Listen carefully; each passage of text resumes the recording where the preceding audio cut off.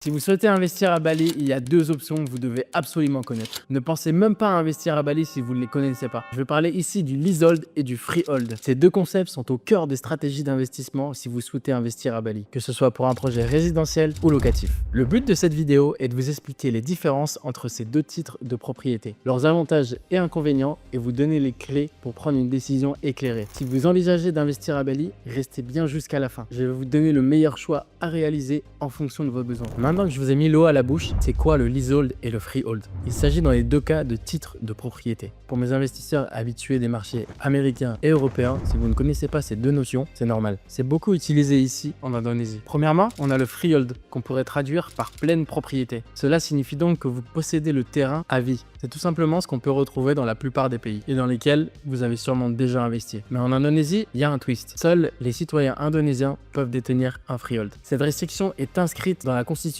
indonésienne pour protéger le patrimoine foncier national. Super pour les Indonésiens, moins pour nous les investisseurs. Ne vous inquiétez pas, il y a de quoi la contourner. Et de l'autre côté, on a le leasehold qu'on pourrait comparer à un bail amphithéotique. Ici, vous n'achetez pas le terrain, mais vous le louez pour une période souvent allant jusqu'à 30 ans. Mais cela peut être moins ou plus si vous négociez une extension au départ de votre contrat. Le leasehold est donc bien plus accessible aux étrangers. C'est bien évidemment l'option la plus choisie par les investisseurs étrangers ou les expatriés qui viennent s'implanter ici. Maintenant que vous connaissez la différence entre freehold et leasehold, quels sont les avantages et inconvénients de chacun? Pour ce qui est du leasehold, l'avantage est qu'il est beaucoup moins cher qu'un freehold. Vous n'achetez pas le terrain en lui-même, donc l'investissement initial est donc plus faible, ce qui permet de ne pas mobiliser trop de cash. Le rendement locatif est très intéressant avec un retour sur investissement en 5 à 7 ans. Et dans une stratégie d'investissement axée sur l'achat-revente, vous avez aussi l'opportunité de réaliser de belles plus-values. Cette rentabilité, elle est portée sur des zones émergentes avec une demande croissante, notamment sur les zones comme Kelungu ou Uluwatu. Vous pouvez ainsi dégager de belles plus-values car le prix des baux peut tripler en quelques années. Et c'est là que réside le potentiel du leasehold. Un coût initial faible pour un retour sur investissement élevé. Mais le leasehold présente également des inconvénients. Tout d'abord, il n'offre pas la même stabilité qu'un freehold. Vous devrez penser au renouvellement du contrat une fois la période de location écoulée. Et les conditions de renouvellement peuvent varier en fonction de vos négociations avec les propriétaires. Et je vous conseille absolument de négocier votre extension au départ du contrat. Le freehold, lui, de son côté, offre une sécurité de possession. Mais il faut également savoir que les prix ne varient pas autant que le leasehold, ce qui peut être un avantage comme un inconvénient en fonction de votre stratégie.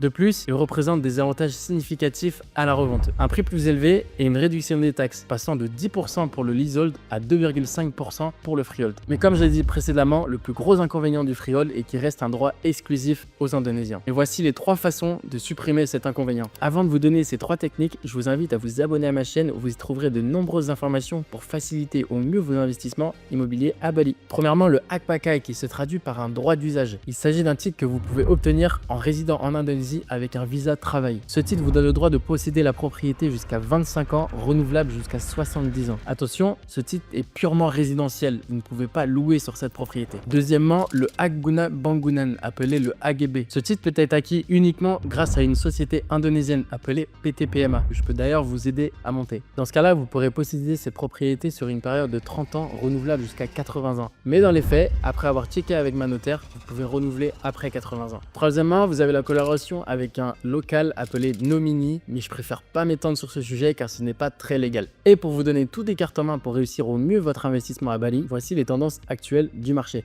Environ 80% des transactions immobilières sont réalisées en leasehold contre 20% en freehold. Et cette statistique inclut la globalité du marché, c'est-à-dire les Indonésiens et les étrangers. Cela signifie qu'il y a une forte demande pour les propriétés en leasehold, particulièrement par les expatriés et les investisseurs internationaux. Mais sur des marchés spécifiques, le freehold est également très demandé, notamment sur les marchés matures avec du track record comme Canggu ou Seminyak, où le secteur immobilier est déjà développé depuis plusieurs années. Dans ces zones, on retrouve des gros investisseurs de Jakarta qui recherchent exclusivement du freehold. Ils veulent tout simplement investir sur du long terme sur un marché stable. Et les investisseurs de Jakarta ne sont d'ailleurs pas les seuls. J'investis moi-même dans du freehold. Et maintenant que vous attendez tous, quoi choisir entre ces deux titres de propriété? Cela dépend évidemment de vos besoins et de vos stratégies. Si vous avez moins de capital et cherchez à maximiser vos profits, optez pour le leasehold, surtout sur les zones émergentes. Cette option permet de déployer moins de capital tout en générant un bon rendement. Si vous souhaitez réaliser une revente rapidement, les deux options restent intéressantes. Le freehold offre des plus-values plus importantes dans la majorité des cas. Mais dans l'immobilier, chaque cas est différent. Cela va dépendre des biens, de votre stratégie et de votre budget. Il y a énormément de facteurs à prendre en compte et chaque projet représente une opportunité opportunité unique. Il faut donc que vous ayez toutes les cartes en main. Moi, je me suis spécialisé dans la rénovation de villas dans la région de Berhawa. Cette région est la plus populaire en termes de beach club et de restaurants et je dégage donc à la revente des plus-values plus importantes du fait de la demande élevée. Mais n'oubliez pas, le marché de l'immobilier à Bali évolue rapidement. Alors il est essentiel de garder une approche flexible. Détachez-vous de l'aspect émotionnel ici, il s'agit de rendement et de stratégie. Si vous êtes encore là, c'est que l'investissement immobilier à Bali est une réelle possibilité pour vous. N'hésitez pas à poser vos questions en commentaire. Comme d'habitude, je me ferai un plaisir d'y répondre. Et si vous êtes intéressé par plus de contenu sur l'investissement immobilier à Bali, n'hésitez pas à activer la cloche et à vous abonner. Merci à vous et à bientôt.